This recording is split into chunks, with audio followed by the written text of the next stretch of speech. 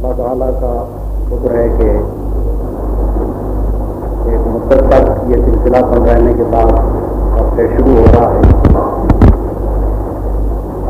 پہلے جب یہ سلسلہ ٹوٹا تھا اس وقت میں نے قرآن مجید کو ابتدا سے شروع کیا تھا، لیکن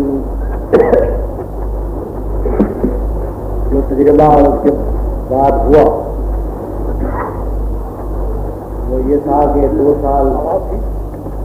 بلکہ اس سے بھی کچھ زیادہ سلسلہ منقطع ہو گیا۔ اس وجہ سے اب میں نے مناسب یہی سمجھا ہے کہ جہاں تک تفسیر القرآن پہنچ چکی ہے اس کے بعد سے اس کو شروع کروں تاکہ کم از کم یہ حصہ تو آپ لوگوں کے سامنے اسی طرح وضاحت کے ساتھ آ جائے۔ آگے پھر دیکھیں گے جب یہ ختم ہوگا تو پھر نئے سرے سے شروع کر دیں گے۔ اس لیے آج میں سورہ قاف سے شروع کر رہا ہوں جہاں سے 7ویں منزل شروع ہوگی۔ اعوذ باللہ من الشیطان الرجیم، بسم اللہ الرحمن الرحیم۔ قاف والقرآن المجید بل عجبوا ان جاءهم منذر منهم فقال الكافرون هذا شيء عجيب أإذا متنا وكنا ترابا ذلك رجع بعيد۔ قسم ہے قرآن مجید کی،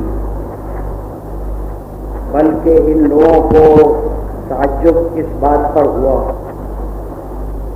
کہ ان کے پاس ایک متنبع کرنے والا خود انہی میں سے آ گیا۔ پھر کافروں نے کہا کہ یہ تو عجیب بات ہے، کیا جب ہم مر جائیں گے اور خاک ہو جائیں گے تو دوبارہ پلٹا کر لائے جائیں گے؟ ذالک رجع بعید، یہ تو بالکل بعید از عقل واپسی ہے۔ یہ صورت قرآن مجید کے اس دور کی ہے جب نبی صلی اللہ علیہ وسلم نے اپنی علانیہ دعوت کا آغاز کیا۔ جب نبی صلی اللہ علیہ وسلم نبوت کے منصب پر سرفراز فرمائے گئے تو 2 سال تک آپ کی دعوت مخفی طور پر پھیلتی، کھلا آپ نے اپنی دعوت 2 سال تک پیش نہیں فرمائی۔ 2 سال گزرنے کے بعد 3رے سال سے آپ نے اعلان اپنی دعوت شروع کی۔ تو اس زمانے میں جو باتیں بنائی جاتی تھیں آپ کے خلاف، ان کے جواب میں یہ صورت نازل ہوئی ہے، اور خاص طور پر اس میں جو کفار کو رسول اللہ صلی اللہ علیہ وسلم کے نبی مقرر ہونے پر اور آپ جو آخرت کی خبر دیتے تھے کہ تم مرنے کے بعد ایک مرتبہ دوبارہ اٹھائے جاؤ گے اور اپنے خدا کے سامنے پیش ہو گے اور اپنا حساب دو گے اور جزا و سزا ہوگی، اس خبر کو سن کر جو باتیں وہ بناتے تھے ان کے جواب میں یہ ایک عظیم اور دوسرے کریم۔ قرآن مجید کو عظیم اس لحاظ سے کہا گیا کہ دنیا کی کوئی کتاب اس کے مقابلے میں نہیں لائی جاتی، نہ اس کے ادب اور اس کی زبان کے لحاظ سے کوئی کتاب اس کا مقابلہ کرتی ہے، نہ اس کے مضامین کے لحاظ سے کوئی کتاب اس کا مقابلہ کرتی ہے۔ اپنی زبان میں بھی یہ معجزہ ہے اور اپنے مضامین میں بھی یہ معجزہ ہے۔ آج تک اس کی کوئی بات غلط ثابت نہیں کی جا سکی، آج تک اس میں کوئی شخص نشاندہی نہیں کر سکا اس بات کی کہ یہ انسانی جذبات کام کر رہے ہیں۔ صاف معلوم ہوتا ہے کہ یہ ایک ایسا کلام ہے جو کسی ایسی ہستی کی طرف سے نازل ہوا ہے جو تمام مخلوقات سے اور ساری کائنات سے بالا تر ہے اور تمام اولین و آخرین کو، تمام موجودات کو بیک وقت دیکھ رہا ہے، ساری حقیقتیں جس کے سامنے روشن ہیں،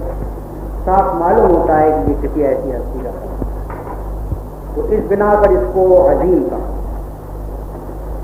اور اس بنا پر یہ کریم ہے کہ اس کے فوائد اور اس کے منافع کی کوئی حد نہیں۔ اگر انسان اس پر ایمان لے آئے اور اس کی پیروی کرے تو اس کے بعد جتنی زیادہ وہ رہنمائی حاصل کرنے کی اس سے کوشش کرے گا اتنی زیادہ رہنمائی اس کو اس سے ملتی ہے۔ کوئی حد اس کی منفعتوں کی نہیں ہے، دنیا اور آخرت کی ساری بھلائیاں اس کے ذریعے سے آدمی کو حاصل ہو۔ تو کثیر المنافع بھی ہے یہ، اور عظیم و جلیل بھی ہے۔ تو مجید کے لفظ میں یہ دونوں مفہوم شامل ہیں۔ تو فرمایا گیا کہ قسم ہے اس عظیم و کریم قرآن۔ اس کے بعد ایک فقرہ بیچ میں چھوڑ دیا گیا، یعنی کس بات کے اوپر قسم کھائی گئی ہے۔ ظاہر بات ہے کہ ایک چیز ہے قسم، اور ایک وہ چیز ہے جس کے اوپر قسم کھائی جاتی ہے، جس بات پر قسم کھانی ہے اس کا ذکر نہیں کیا، اور آگے کی بات یہ شروع کی گئی کہ بل عجبوا ان جاءہم منذر منہم، بلکہ ان لوگوں کو تعجب اس بات پر ہوا کہ ان کے پاس ایک متنبع کرنے والا خود انہی میں سے آ۔ بلکہ کا لفظ آپ بھی اردو زبان میں بھی اسی طرح بولتے ہیں، عربی زبان میں بھی اس طرح بولتے ہیں کہ پہلے کسی چیز کی نفی کی جاتی ہے اور پھر کہا جاتا ہے بلکہ بات نہیں ہے۔ تو جس چیز کی نفی کرنی ہے، جس کے اوپر قسم دراصل کھائی گئی ہے، اس نفی کو حذف کر دیا، اور اس نفی کے اوپر دلالت کرتا ہے یہ بات ہو۔ یہ قرآن مجید کی بے نظیر بلاغت کا ایک نمونہ ہے کہ انسانی فکر کے لیے ایک وسیع میدان چھوڑ دیا۔ اگر تعین کر دیا جاتا تو انسانی فکر کے لیے وسیع میدان نہ رہتا اور وہ محدود ہو جاتا موسم۔ اب یہ جو بات کا فقرہ ہے، بلکہ ان لوگوں کو تعجب اس بات پر ہوا، یہ بات کا فقرہ خود نشاندہی کرتا ہے کہ وہ چیز کیا ہے جس کے اوپر قسم کھائی گئی، جس کی نفی کرنی ہے۔ آپ اس فقرے کے اوپر غور کریں تو صاف معلوم ہوتا ہے کہ وہ بات جو ہے جس کے اوپر قسم کھائی گئی ہے وہ یہ ہے کہ ان لوگوں کو نبی صلی اللہ علیہ وسلم کی نبوت سے انکار کسی معقول بنیاد پر نہیں، بلکہ اس نامعقول بنیاد پر ہے کہ چونکہ متنبع کرنے والا خود انہی کی قوم میں سے آ گیا، اس وجہ سے ان کو اس کے اوپر تعجب ہوا، اس بات کے اوپر دراصل ان کو تعجب۔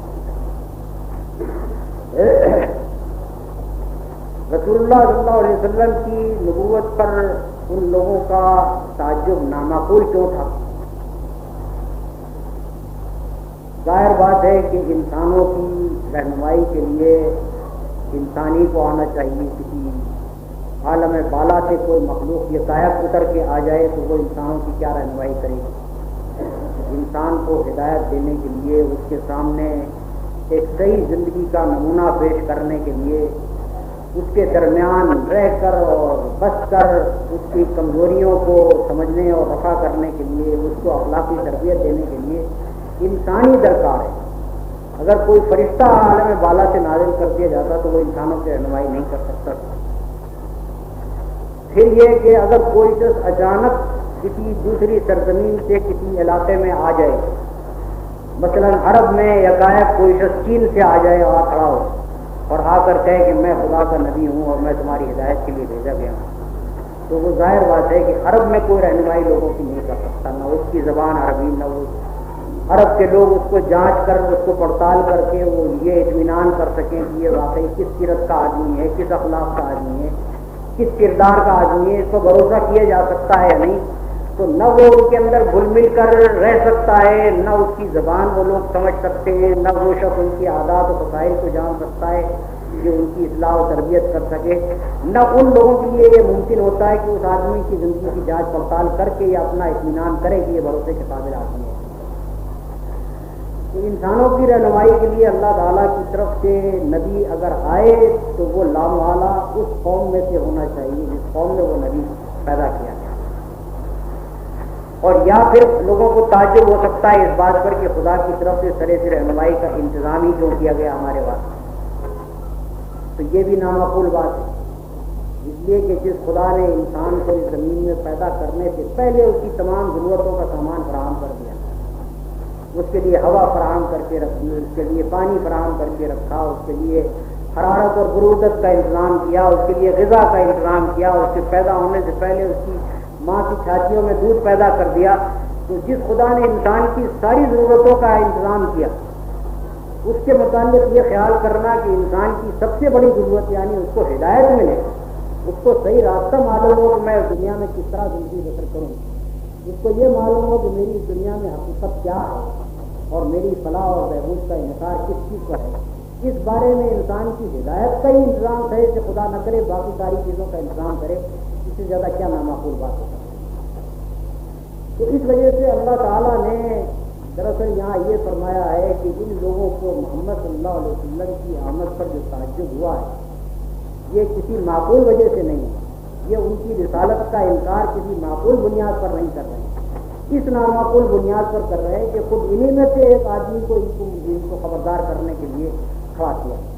اور یہ بالکل ظاہر بات ہے کہ نامعقول بات ہے۔ ایک قوم کے اندر جو نبی بھیجا جائے گا اللہ تعالیٰ اسی قوم کا ہونا چاہیے، انسان ہونا چاہیے، اور اللہ کی طرف سے لازماً انتظام ہونا چاہیے لوگوں کی ہدایت۔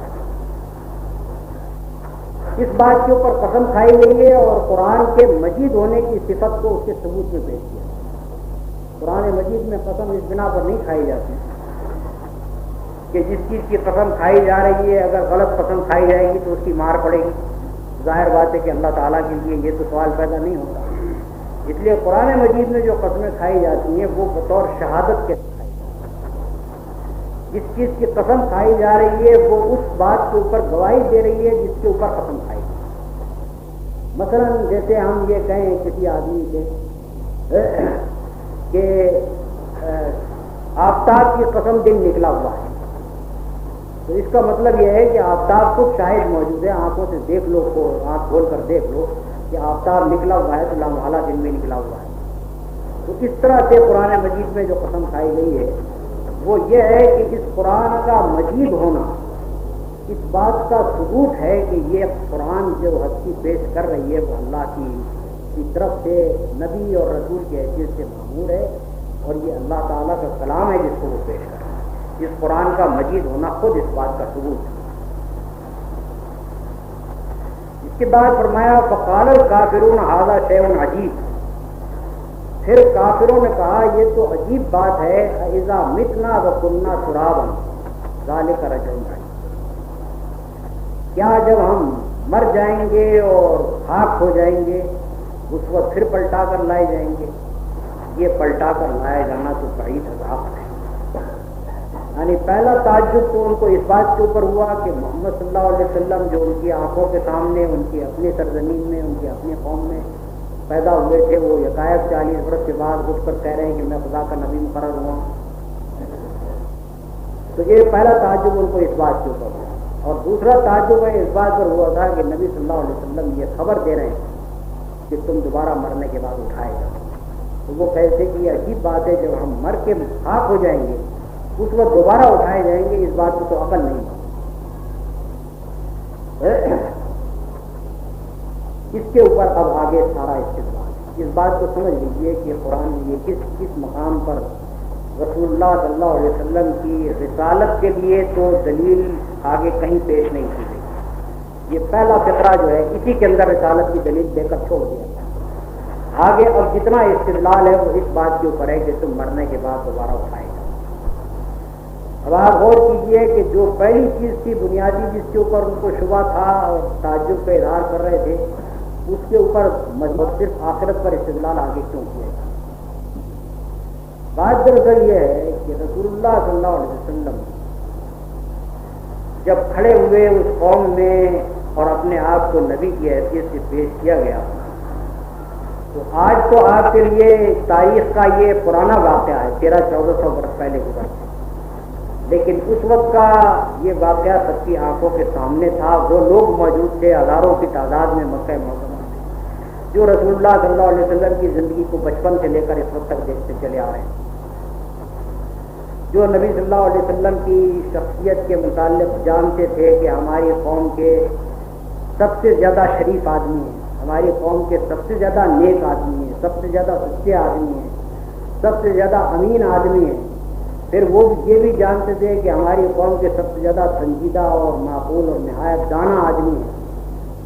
پھر یہ بھی جانتے تھے کہ 40 برس کی عمر سے پہلے کبھی ان کی زبان سے نہ آخرت کا لفظ سنا، نہ کتاب کا لفظ سنا، نہ کوئی پچھلی قوموں کے انبیاء کا ذکر سنا، نہ وہ مضامین کبھی سنے جو قرآن مجید میں آئے۔ 40 برس کے بعد یکایک رسول اللہ صلی اللہ علیہ وسلم نے اس پر یہ مضامین بیان کرنے شروع کیے جو کبھی آپ کی زبان سے نہیں سنے گئے۔ پھر وہ لوگ رسول اللہ صلی اللہ علیہ وسلم کی رات دن کی گفتگویں سنتے تھے، آپ کی زبان سے واقف تھے، ہر ایک آدمی جانتا ہے کہ کون آدمی کس طرح بولا کرتا ہے، کیسی اس کی زبان ہے، تو وہ آپ کی زبان سے بھی واقف تھے اور اس قرآن مجید کی زبان کو بھی، چونکہ عرب تھے ان کی اپنی زبان تھی، اس لیے وہ شریف فرق دیکھ رہے تھے رسول اللہ صلی اللہ علیہ وسلم کی اپنی زبان میں اور قرآن کی زبان میں۔ طرز بیان بالکل مختلف ہے، وہ زبان، وہ الفاظ، ساری چیزیں بالکل مختلف ہیں۔ تو اس وجہ سے وہ تعجب کے اظہار تو کرتے تھے، لیکن امر واقعہ یہ ہے کہ ان کے دل یہ گواہی دیتے تھے کہ یہ شخص جھوٹ نہیں بول رہا ہے، جھوٹا کبھی تھا نہیں، یہ شخص بناوٹی بات نہیں کر رہا ہے، کبھی اس نے بناوٹی باتیں کی نہیں ہیں، یہ شخص وہ باتیں کبھی کرتا نہیں تھا جو اب کرنے لگا۔ ایک آدمی کی زندگی میں ایسا انقلاب کبھی نہیں ہوا کرتا کہ 40 برس پہلے تک تو 40 برس کی عمر تک تو وہ ایک خاص قسم کی کے مضامین پر کلام کیا کرتا اور 40 برس کے بعد یکایک دوسرے قسم کے مضامین پر کلام کرتا۔ آدمی کی زندگی میں ہمیشہ ارتقا ہوا، بتدریج وہ ایک چیز کی طرف ہوتا۔ آج اگر ایک شخص کوئی بات کہہ رہا ہے تو اس کی نشاندہی کی جا سکتی ہے کہ پہلے یہ اس طرح سے تیاری کر رہا ہے۔ تو اس وجہ سے رسول اللہ صلی اللہ علیہ وسلم کا رسول ہونا ایسی کھلی علامات سے ظاہر ہو رہا تھا کہ اس کے بارے میں کسی زیادہ استدلال کی ضرورت نہیں۔ آپ قرآن مجید میں دیکھیں گے جہاں کہیں بھی رسول اللہ صلی اللہ علیہ وسلم کی رسالت کے برا ہونے پر استدلال کیا گیا ہے، 2-3 فقروں سے زیادہ، مختصر طور پر 2-3 فقروں سے زیادہ ہے۔ تمام دلائل جو قرآن مجید میں دیے گئے ہیں وہ توحید کے دلائل دیے گئے ہیں یا آخرت کے دلائل دیے گئے، لیکن رسول اللہ صلی اللہ علیہ وسلم کی رسالت پر جہاں کہیں استدلال کیا گیا ہے 1-2 فقروں سے زیادہ بات نہیں۔ وہ 1-2 فقرے صرف نشاندہی کرنے کے لیے ہوتے تھے کہ دیکھو یہ حقائق موجود ہیں، تمہارے اپنے دل جانتے ہیں کہ یہ حقائق موجود ہیں اور ان کی وجہ سے یہ شخص جھوٹا نہیں ہو سکتا ہے جو بات پیش کر رہا ہے۔ یہاں بھی یہی ہوا کہ رسول اللہ صلی اللہ علیہ وسلم کی رسالت پر استدلال کرنے کے لیے صرف 2 باتیں، قرآن کا مجید ہونا جسے آپ پیش کر رہے تھے اور رسول اللہ صلی اللہ علیہ وسلم کا خود انہی میں سے ہونا، ان 2 چیزوں کو بطور استدلال پیش کر کے آگے اب آخرت پر استدلال فرمایا کہ پھر کافروں کو تعجب اس بات کے اوپر، اس کا جواب دیا جاتا ہے کہ قد علمنا ما تنقص الارض منهم وعندنا كتاب حفيظ، ہم کو معلوم ہے کہ ان کے جسم میں سے زمین کیا کچھ کھا جاتی ہے اور ہمارے پاس ایک کتاب ہے جس میں سب کچھ محفوظ ہے۔ یعنی ان لوگوں کو تعجب اس بات پر ہے کہ جب ہم مر جائیں گے اور مر کر ہم مٹی ہو جائیں گے اور مٹی میں ہمارا ذرہ ذرہ منتشر ہو جائے گا، تو کس طرح سے یہ ممکن ہے کہ ہمارے وہ ذرات پھر جمع کیے جائیں اور جمع کر کے ہمارا یہی جسم پھر تیار کر دیں۔ ان کے نزدیک یہ بات عجیب ہے۔ ظاہر بات ہے ایک آدمی یہ سوچتا ہے، بہت سے لوگ تو خیر قبروں میں دفن ہوتے ہیں، ان کے متعلق تو آدمی یہ خیال کرتا ہوگا کہ جو کچھ بھی ان کی مٹی ہے وہ وہیں کی وہیں اس کی قبر کے اندر موجود ہوگی، لیکن جو آدمی مثلا سمندر میں ڈوبتا ہے اور اس کو مچھلیاں کھا جاتی ہیں، اس کا تو ذرہ ذرہ مچھلیوں کے اندر منتشر ہو چکا ہے۔ جس آدمی کو جلا دیا جاتا ہے اس کی خاک جگہ جگہ منتشر ہو جاتی ہے، بلکہ ہندوؤں کے ہاں تو اس کی خاک کا ایک حصہ دریاؤں میں بہا دیا جاتا ہے۔ تو ایک آدمی یہ سوچتا ہے کہ اس طرح سے جب ہمارا ذرہ ذرہ منتشر ہو جائے گا اور منتشر ہونے کے بعد مختلف چیزوں میں، کوئی ذرہ کسی درخت میں چلا گیا، کوئی ذرہ کسی جانور کے اندر چلا گیا، کوئی کہیں چلا گیا، مختلف شکلوں میں وہ صدیوں اور ہزاروں برس تک وہ منتقل ہوتا رہے گا، اس کے بعد کیسے ممکن ہے کہ ہمارے ان ذرات کو پھر جمع کیا جائے اور ہمارا یہ جسم بنا دیا؟ اللہ تعالیٰ فرماتا ہے کہ قد علمنا ما تنقص، ہمیں معلوم ہے زمین ان میں سے جو کچھ کھاتی ہے. یعنی مطلب یہ ہے کہ ایک ایک ذرہ تمہارے جسم کا منتشر ہو کر خواہ کہیں چلا جائے اور خواہ کسی شکل میں موجود ہو، ہمیں معلوم ہے کہ وہ ذرہ کہاں ہے اور کس حال میں پڑا ہے، اور ہمارا ایک اشارہ اس کے لیے کافی ہے کہ ان ذرات کو پھر جمع کریں. پھر فرمایا کہ وَعِندَنَا کتاب حفیظ، ایسا ہی نہیں ہے کہ صرف ہمارے علم میں براہ راست ہے، بلکہ مزید بنا ایک رجسٹر ہمارے پاس ایسا ہے کہ جس کے اندر ایک ایک ذرے کا ریکارڈ محفوظ ہے کہ کون سا ذرہ کس مقام پر ہے اور کس حال میں. یہ ریکارڈ کس لیے؟ اس لیے کہ اللہ تعالیٰ جس وقت حکم دے اپنے فرشتوں کو کہ تمام انسانوں کو اکثرینوں پھر پیدا کر دیا جائے، تو اس ریکارڈ کو دیکھ کر فرشتے جگہ جگہ سے جس کے جسم کا جو جو ذرہ جس جگہ ہے وہاں سے اسی وقت لے آئیں گے اور آنن فانن میں وہ جسم تیار کر دیں گے.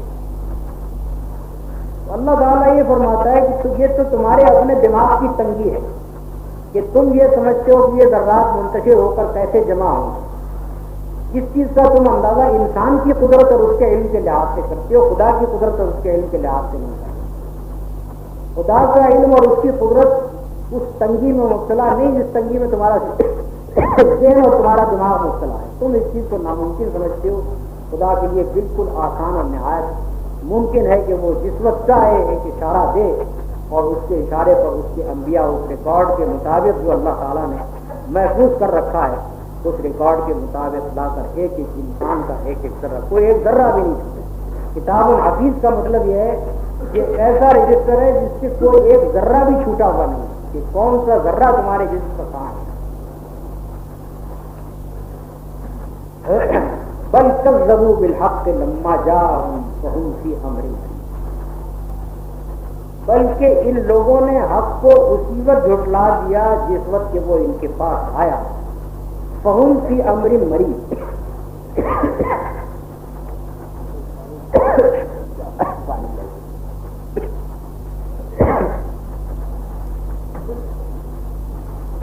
اسی وجہ سے فی امر مریج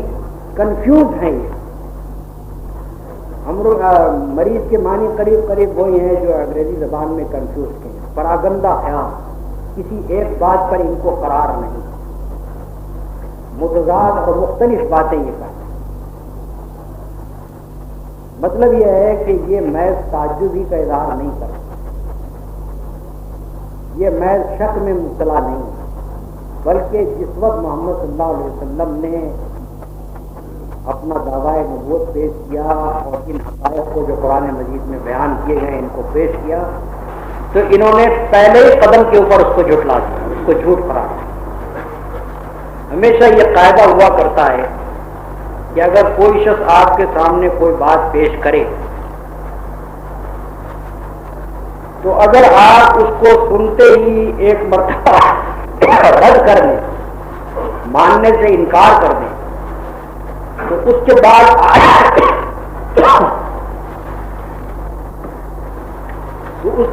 اس شخص کے متعلق اور اس کی پیش کردہ بات کے متعلق آپ کا طرز عمل ایک خاص لائن کے اوپر پڑ جائے. پھر آپ اس کی تصدیق کرنے اور اس بات کو ماننے کے سوا دنیا کی ہر بات بنائیں گے تاکہ وہ ابتدا میں جو آپ نے اس کو جھٹلا دیا ہے اس کو آپ نبھا سکیں. لیکن اگر آپ سنجیدگی کے ساتھ غور کریں، یہ دیکھیں کہ آدمی کون ہے جو پیش کر رہا ہے بات کیا ہے جو وہ کر رہا ہے، اس کے بعد اس کے اوپر سنجیدگی سے غور کریں. اگر پہلے ہی چھوٹتے ہی سن کر مان نہ لیں تو اس کا انکار بھی نہ کر دیں اور غور کرتے رہیں کہ یہ دلائل کیا پیش کر رہا ہے اس چیز کے لیے، ماننے کے قابل بات ہے یا نہیں، تو اس بات کا امکان ہے کہ حقیقت ایک وقت میں جا کر آپ کے اوپر کھل جائے، ایک سیدھے راستے کے اوپر آپ پڑ جائیں گے تحقیقات. لیکن آغازی میں سنتے اس چیز کو جھٹلا دینے کے بعد پھر آدمی گویا اپنے اس ابتدائی جو طرز عمل ہے اس کا پابند ہو کر رہ جاتا اور اس کے بعد اس کو ایک سیدھی طرح سے حقیقت کو معلوم کرنے کا دروازہ تو بند ہو جاتا ہے، باقی سارے دروازے اس کے لیے کھل جاتے ہیں. یہی بات یہاں فرمائی گئی کہ اگر ان لوگوں نے ابتدا میں جب محمد صلی اللہ علیہ وسلم نے اپنی بات پیش کی تھی تو اس کو ابتدا میں جھٹلا نہ دیتے اور سنجیدگی کے ساتھ غور کرتے اور ان دلائل پر غور کرتے کہ جو محمد صلی اللہ علیہ وسلم اپنی بات کی صداقت کے لیے پیش کر رہے ہیں، تب تو ان کے لیے دروازہ کھل سکتا تھا کہ یہ حقیقت تک پہنچ جائے. لیکن چونکہ انہوں نے ابتدائی میں اس کو جھٹلا دیا، فہم فی امر مریض، اب یہ ایک مضطرب حالت میں، کنفیوز حالت میں، کبھی محمد صلی اللہ علیہ وسلم کے متعلق کہتے تھے کہ یہ شاعر ہیں، کبھی کہتے تھے کہ یہ مجنون ہیں، کبھی کہتے تھے کہ یہ کاہن ہیں، کبھی کہتے تھے کہ یہ جادوگر ہیں، کبھی کہتے تھے ان پر کسی نے جادو کر دیا ہے، یعنی کسی ایک بات پر قرار نہیں. ظاہر بات ہے کہ اگر ایک آدمی جادوگر ہے، اس کے متعلق یہ کہنا کہ اس پر کسی اور نے جادو کر دیا ہے بے معنی بات ہے. یا تو وہ جادوگر ہے یا جادو کیا ہوا آدمی. ایک آدمی کے متعلق یہ کہنا کہ یہ شاعر ہے، اس کے معنی ہے کہ پھر مجنون تو نہیں ہے شاعر اگر ہے نہیں، مگر کبھی شاعر کہتے تھے اور کبھی مجنون کہتے تھے، کبھی کہتے تھے کہ یہ کاہن ہے. تو اس طرح سے بالکل متضاد باتیں. کبھی کہتے تھے کہ انسان نبی بن کر آ ہی نہیں سکتا، کبھی کہتے تھے کہ اگر اس شخص کو اگر نبی بن خدا کو بھیجنا تھا تو ہمارے مکے یا مدینے، تو مکے یا طائف کے بڑے سرداروں میں سے کسی کو بھیجتا، جس کے معنی ہے کہ انسان کا نبی ہو کر آنا تو مان لیا، اعتراض صرف اس پر ہے کہ ایک رئیس اور ایک شیخ قبیلہ نہیں بنایا گیا نبی. تو اس طرح سے اللہ تعالیٰ یہ فرماتا ہے قوم کی امری مریض، چونکہ ابتدا میں ہی جھٹلا چکے، اس وجہ سے اب یہ کنفیوز ہو کر رہے ہیں. ایک حقیقت تک پہنچنے کا دروازہ تو انہوں نے بند کر لیا اپنے لیے، اور باقی ہر طرح کے قیاس اور ہر طرح کے الزامات اور تہمتیں اور بہتان کرنے کے دروازے انہوں نے اپنے لیے کھول لیے ہیں، اور یہ جگہ ہر طرف بھٹکتے کرتے ہیں. اب اس کے بعد دلائل پیش کیے جاتے ہیں آخر. یعنی یہ مطلب یہ ہے کہ انہوں نے جھٹلا تو دیا ہے، لیکن اب دیکھیے کہ جس حقیقت کو یہ جھٹلا رہے ہیں اس کے دلائل کیا ہیں.